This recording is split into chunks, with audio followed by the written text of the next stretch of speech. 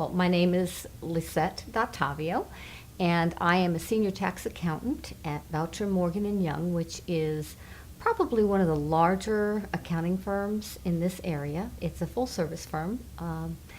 Most of the partners are Tarleton grads, which is kind of an exciting thing. So when I graduated with my bachelor's from SUNY Buffalo, I had a degree in biology and geography. I'm Assistant Vice President for Student Life. I got my bachelor's in Ag Communications. It was a brand new degree at Tech many years ago. My name is Dr. Jennifer Edwards, and I am the Assistant Vice President for Student Success and Multicultural Initiatives and Associate Professor of Communication Studies. Goodness, my bachelor's degree was in communication, and I had an emphasis in journalism as well as speech communication. My name is Nick Lilly. I'm an assistant professor of English in the English and Languages department, and I'm also the manager of classroom and lab support services for the Center for Instructional Innovation. I earned my bachelor's degree in English and got my BA at the University of North Texas. I am presently the Executive Director for the Academic Advising Center at Tarleton State University. My bachelor's degree is a Bachelor of Business Administration degree in Management and General Business. My name is Karen Murray, and I'm currently the Provost and Executive Vice President of Academic Affairs at Tarleton State University. My bachelor's degree was in what was at the time called medical technology. That discipline has since been renamed and is now called medical laboratory sciences.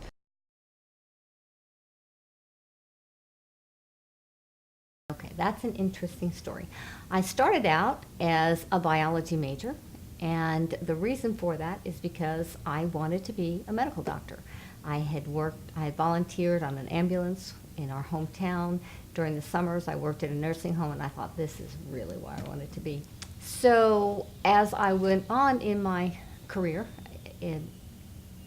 I had the opportunity to take some elective classes and ended up taking a class, believe it or not, in cartography, which is map making and things like that. And the professor there really changed my life. And so I went on to get a master's degree in physical geography and alpine geomorphology. And then from there I went on to get a degree in, of all things, remote sensing from Purdue, which is satellite data interpretation. So it was a great opportunity there.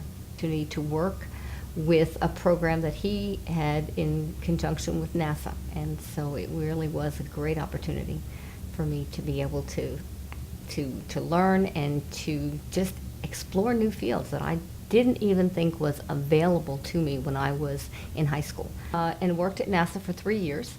I worked in their unmanned satellite program at the Goddard Space Flight Center in Greenbelt, Maryland. Just a lot of fun working with cutting-edge technology, things that the Defense Department was suddenly allowing the private sector to work with.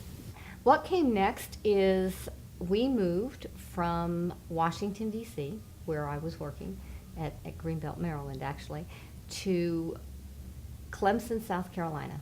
And in Clemson, there's not a lot of NASA facilities, believe it or not. It's a tiny little town, great university.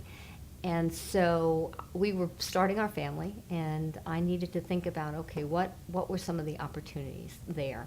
And I ended up going to Ohio State and just enrolled in their accounting program, not to get a degree, but simply to be able to take the classes in accounting. And at the same time, I got to know a gentleman who had an accounting firm in the city that we were working in. We were both on a community orchestra board, and he said, you know, we could use somebody that might want to come in periodically and help us with tax returns. And that was the jumping off for the career that I have right now. As a high school student, my father had suggested I take an economics class, and I absolutely refused. There was no way I had no desire to learn about economics. I had no desire to understand finance. As far as I was concerned, I wanted to be an MD, and I wanted to teach, and I wanted to be in science, and that was it. There was no question in my mind. There was nothing else I was going to do. But life changes very quickly. I was working on my bachelor's degree this is going to sound weird,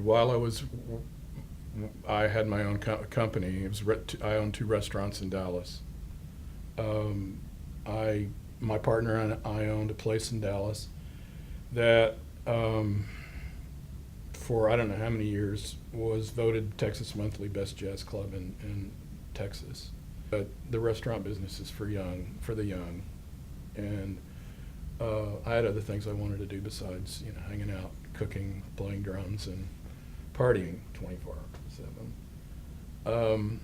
And there wasn't I don't know, it was instilled in me by my mother that I needed the degree to validate myself. So that's why I went back to college. And went into the master's program at UNT. So right after graduating, I became a graduate assistant. What came next was a halfway around the world teaching assignment at Tianjin University in Tianjin, People's Republic of China. My advisor at UNT knew B.J. Alexander, who was the department head at Tarleton English and Languages Department, and I got a job, and I needed a job, so that's why that's how I ended up here. I needed to pay rent. I mean, when you talk about what I do with the Center for Instructional Innovation and Classroom and Lab Support, I mean, when I was an undergraduate the first time, the primary technology in a classroom was a piece of chalk. When the first opportunity to be on the Title III grant to write the grant proposal for technology, no one in the department was even remotely interested. Those guys are heavily invested in Shakespeare and William Faulkner, as they should be. And I saw this opportunity because it was going to help me teach what I wanted to teach. Then all of a sudden the web hit, and y'all are just like, what? The web hit, and then there was another opportunity to roll that into a technical writing curriculum. I think that learning to learn yourself is the most important thing if you don't have a passion to look at the world with questioning eyes. But what I mean by that is we can all get to the things we need to know almost instantly. It's knowing how to get those answers and being curious enough and motivated enough to get those answers. That's the most important thing.